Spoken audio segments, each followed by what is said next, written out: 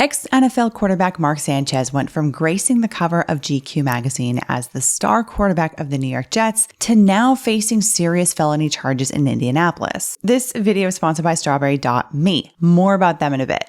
The Fox Sports broadcaster, once considered a rising star and golden boy of the NFL, is now facing years in prison for an alleged drunken assault that leaves a 69-year-old man hospitalized and quite possibly permanently disfigured. Apparently, video footage captured a lot of the shocking incident in an Indianapolis alley around midnight on October 4th, where he turned allegedly violent against a delivery truck driver who was working at the time.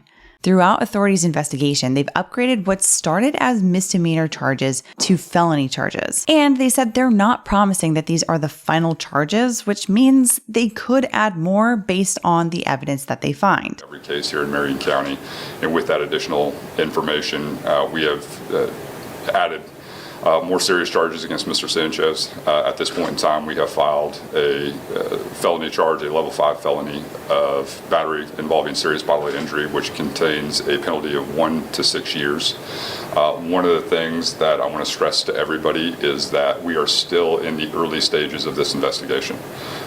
Chief and his team have a number of search warrants that are still outstanding. They're still tracking down additional information. This is by no means the end of this investigation. This by no means that these are going to be the final charges that we move forward So with. How did Mark Sanchez go from GQ cover boy to a criminal defendant charged with a serious felony? Let's get into it. Mark Sanchez is a former NFL player and, up until very recently at least, a sports analyst for Fox Sports. His career peak probably happened around the time when he was featured on the September 2011 cover of GQ magazine as the new fresh face of the NFL and quarterback for the New York Jets. But his career path hasn't exactly been the smoothest, and looking back, there are some things that might be considered red flags that led him to where he is today. Before his start in the NFL, he played quarterback for 3 years for the University of Southern California. Before that, he also grew up in Southern California. And oddly enough, I actually have a personal connection here. He was the star quarterback at my high school and graduated a year ahead of me. The team was a celebrated juggernaut at the time. They won most of the games of the regular season, and they typically won CIF championships. I think he also may have been prom king his senior year, but I honestly can't remember. So I will say that on a personal level, it is a little bit surreal to see that this is kind of what becomes of someone who was arguably the most popular guy in school when I was in high school. Anyway, at USC, he started out redshirting behind a couple other quarterbacks like Matt Leinart, who ended up going to the NFL. At the same time, in his freshman year, there were Me Too type allegations levied against him connected to some partying where he was drinking while 19 years old. The Me Too allegations ultimately jellyfished away after he was never charged due to an apparent lack of evidence, but he was suspended for some time for the underage drinking. There's always been a question whether this was a false allegation or whether this was USC, a school known for its lucrative football program, protecting one of its investments. Honestly, we'll probably never know one way or the other, but there haven't been any similar allegations since then, at least not that I've heard of. Anyway, eventually he was able to see some playing time as the quarterback, and he saw some successes to include a win at the Rose Bowl. So when time came to talk about the NFL draft, Sanchez decided to leave USC a year before graduating so he could take up his chances in the big show. But not everyone thought that this was a good idea. USC's head coach at the time, legendary coach Pete Carroll, was very public about his opinion that Sanchez simply wasn't ready for the NFL. Recent draft history had suggested that a seasoned senior quarterback would have a better chance of succeeding in the NFL draft. And Carroll tried to lobby hard against Sanchez's decision to enter the draft, even staying at Sanchez's apartment until 1:30 in the morning at one point to try to convince him otherwise. And publicly, Carroll didn't hide his opinion. He openly criticized Sanchez for the decision to the public. He said he had talked to several NFL teams about Sanchez and that, quote, they all think he should stay in school, but that doesn't mean they're not going to pick him. They just know he would be a better product for the league if he took another year to prepare for it. Now, it's one thing to have ambition, but it does seem generally unwise to disregard the wisdom of such a legendary coach in pursuit of that ambition, even keeping in consideration the possibility that he may have his own motive for keeping Sanchez for one more year. But I mean, it can be hard to do at times, but seeking counsel from a good coach and actually listening to them can change your life for the better. And that's why I'm actually really excited to tell you about this video sponsor, Strawberry.me.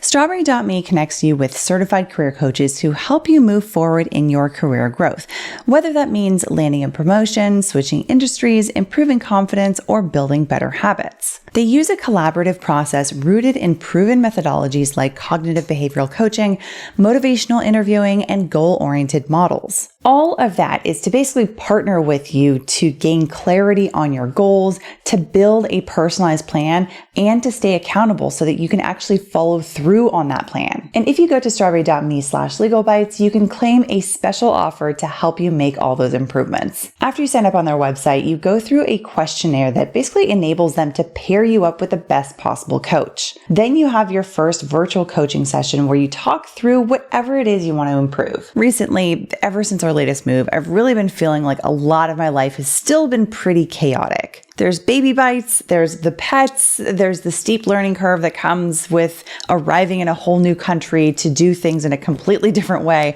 And not to mention, of course, the fact that I am trying to run a business through YouTube. And so what I really needed was some non-judgmental objectivity on some of the things that I was really struggling with in order to help me see what I could do in order to get organized again. So I signed up with Strawberry.me and I got paired with Marion. Going into it, I wasn't exactly sure what to expect, but after just one session, I walked out of it with a clear personalized plan and with steps that are designed to actually help me stick with it, which is the most important part. I honestly left that session feeling really energized, like, okay, this is something that can actually help put me in the right direction here. So if you'd like some help in making real progress on some of your goals, go to strawberry.me/legalbytes and claim your special offer on your coaching journey. And thanks again to strawberry.me for sponsoring this video. Okay. Back to the video. So off to the NFL Sanchez went after he ultimately was successfully drafted by the New York Jets. Now, despite Coach Carroll's reservations about Sanchez's readiness for the NFL, Sanchez actually saw some early successes in his career. Things actually looked like he was shaping up to have a really bright future in the NFL after he led them to the AFC Championship game in 2009 and 2010, his first two seasons.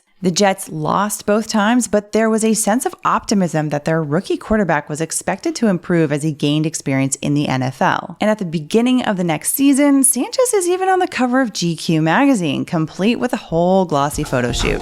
And then some of the poses and stuff were a little retro, throwback kind of stuff. And I like the shots in the tracksuit, like we have the Secret Service looking suit with the glasses, and my teammates will probably say, I don't know, the Sanchez. So by all appearances, things are looking bright. But in reality, whispers started coming out of the locker room about grumblings behind the scenes about his work ethic, among other things. By January, in Sanchez's third season playing for the Jets, several Jets players were reportedly unhappy with his play and work ethic to the extent that people were calling for the Jets to acquire a veteran quarterback like Peyton Manning to quote-unquote push Sanchez. And on top of that, there were complaints that Sanchez was getting coddled for not being able to take feedback. And so, despite his early promising years, he kind of fizzled out quickly. And then came the infamous butt fumble. It was Thanksgiving 2012, and Jets were hosting the New England Patriots. While trying to hand the ball off, Sanchez ran into the butt of his own team's offensive lineman, Brandon Moore. He fumbled the ball, the Patriots' Steve Gregory recovered it and returned it for one of the most embarrassing touchdowns in NFL history. The butt fumble was the line of demarcation. Mark Sanchez went from handsome guy on GQ cover to I just ran into another dude's butt. Are you kidding me? Unbelievable, Bob. You got a broken play, then you run into the backside of your right guard. Like, that's it. Like, once you do that, you can't go back to GQ model. Like, forever, you're the butt guy. That's what he will forever be associated with. After that, Sanchez remained with the Jets until March 2014, when they cut him from the team to avoid paying a roster bonus and to sign free agent Michael Vick. Yes, the same Michael Vick who was sentenced to 23 months for running a horrible dogfighting ring. Wait, that GQ cover had some weird foreshadowing. Anyway, Sanchez spent another 5 years in the NFL bouncing around some other teams, and eventually, after another 5 years, he retired and started working in sports broadcasting. And that's seemingly where he's been since 2019, working as a sports analyst for ESPN and then Fox Sports. And so that's ultimately what brought him to Indianapolis on the weekend of October 4th, 2025. He was apparently there to broadcast the NFL game between the Indianapolis Colts and the Las Vegas Raiders. But on late Friday night, he was allegedly acting erratically around the alley between the Westin Hotel and the Indianapolis Marriott downtown. According to the probable cause affidavit, at the same time, 69-year-old Perry Toll was in his truck parked at the loading dock in the alley performing services for the hotel to exchange their frying oil. Tolles told police that he was in his truck when Sanchez opened his driver's side door to tell him that he couldn't be parked there and that he had spoken with the hotel's manager about it. Tolles said that because the truck was very loud, he didn't have his hearing aids in, so he leaned in to Sanchez to try to hear him. And when he did, he said he could smell alcohol and noticed that Sanchez was slurring his words. Tolles told police that what Sanchez told him was confusing to him, so he said he needed to contact his manager to figure out what was going on. Then, Sanchez climbed into the cab of the truck and started trying to get into the area between the seats. Tolles told him he couldn't do that, so he climbed back down, but kept repeating that the hotel didn't want Tolles to replace the frying oil before trying to get back into the truck. Tolles apparently blocked him again and then tried a couple times to get his cell phone from the truck to call his manager, and every time he was getting blocked by Sanchez. At some point, Tolles said he realized things had escalated, specifically when he tried one last time to get his cell phone, and he says Sanchez shoved him back. So he says he took out his pepper spray from his pocket and sprayed Sanchez in the face. He said it appeared to have an effect for a moment, but the Sanchez just wiped his face and continued advancing. So Tolles thought, this guy is trying to kill me, which led him to pull a knife out of his pocket and to strike Sanchez 2 or 3 times with the knife. In the same scuffle, Tolles said that he found himself on the ground at one point and couldn't recall what exactly Sanchez was physically doing to him at that moment. He could only remember seeing his feet coming at him. This, Tolles said, made him think this was a life or death situation. So he said he somehow made it to his feet one more time and stabbed Sanchez one more time before Sanchez looked at him with shock and then slowly turned around and took off. And the injuries that Tolles suffered are pretty horrific. I'm about to show a photo, and fair warning, they are tough to look at. You can see he's totally bloodied up, he's in a neck brace, and he has this massive gash to his left cheek. It doesn't say in the probable cause affidavit, but it's been reported that in other court documents, it says that Tolles was cut all the way through his cheek to his tongue. How exactly this part happened, whether it was from being thrown by Sanchez or that somehow Sanchez got access to his knife at one point, hasn't really been confirmed from what I can see. I did see in one New York Post article that Sanchez took the knife and slashed Tolles' cheek, but that's the only place I've seen that, and they didn't say where they sourced that information, whether from Tolles, from video footage, or any of the court documents, so I'm not sure if that's accurate or not. But either way, these are some horrible injuries that are going to take a very long time to heal, and it's not helped by the fact that this man is 69 years old. Anyway, after the incident, both men were separately hospitalized, and as the police investigated, they started to conclude that Sanchez was the aggressor here, and so they issued an arrest warrant for him at the hospital. He was initially charged with only misdemeanors, but while investigating, authorities added one felony, given the extent of the injuries and the actions that Sanchez allegedly took to cause those injuries. So now he's facing up to 6 years in prison for misdemeanor battery, misdemeanor unauthorized entry of a motor vehicle, misdemeanor public intoxication, and battery resulting in serious bodily injury, a felony. When he was discharged from the hospital, he was formally booked and he posted bond and was released to go home to California before his next hearing next month. Right now I'm just focused on my recovery, and I just wanted to thank the first responders, Eskenazi Hospital, watch how you're going to hit some, Marion County Sheriff, and the Indianapolis Police Department, Metro PD. But I'm focused on my recovery, and I want to see my wife. I want to see my son, my 2 baby girls. There'll be a day to answer all these questions, and unfortunately today's not that day. Anything you want to say to Mr. Toll? I guess the real thing here is I just want to thank Dr. Mossler, the surgeon. she saved my life. So I'm grateful for that. Sorry, I can't answer all your questions. Thank you. Better. Thank you, guys. Recovering slowly, man. Appreciate it. Thank you. Now, on top of the felony charges, Sanchez and his employer Fox are now facing a civil lawsuit already from Perry Toll. I will say, while it's expected to see a civil lawsuit in circumstances like this, there are some things about this complaint that are indications that this was probably a little bit rushed, among other things.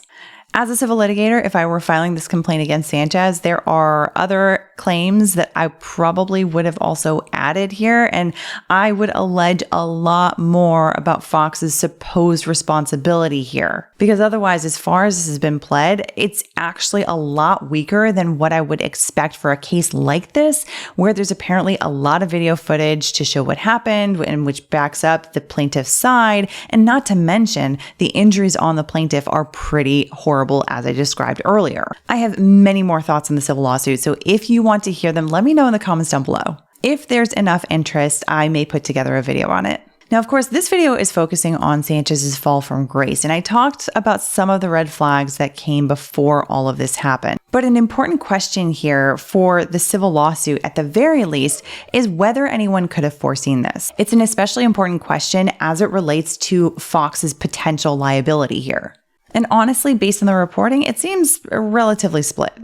On the one hand, one of his ex-teammates is reported to have said that this was bound to happen. Now, it is important to note that this was an unnamed teammate, but we should still listen to what he had to say anyway. When he goes into detail in the article, he says that he instantly thought that this was bound to happen. And that's because, according to the ex-teammate, when Sanchez drinks, he crosses the line. He said, Mark has always had a bit of an ego issue, thinking he was superior to everyone else. When he'd had a few drinks, he was always an annoying guy. And he said that there were several incidents on nights out when Sanchez would start becoming increasingly rude and start arguing about nonsense while they were out. He said that Sanchez is an arrogant, eccentric guy who makes everything about himself, and that his personality changes dramatically when intoxicated. And he basically described Sanchez as someone who acts like an idiot when he drinks. But okay, now getting drunk and arguing and being rude and acting like an idiot is one thing, but getting violent when drunk is another. Now, of course, there are people out there who start off drunk and rude and argumentative and then escalate into some sort of physical aggression or violence. But there are also plenty of people out there who become total fools that no one wants to hang out with while drinking and still never lay a finger on anyone. So when I was reading this headline, I was expecting to read that his ex-teammate said Sanchez turns aggressive or that he physically intimidates people or something along those lines. So I personally think it's a little harder to follow why this ex-teammate thinks that this was somehow inevitable that Sanchez would do, well, this. Now, contrast that with what Sanchez's ex-teammate Nick Mangold said in response to this whole incident.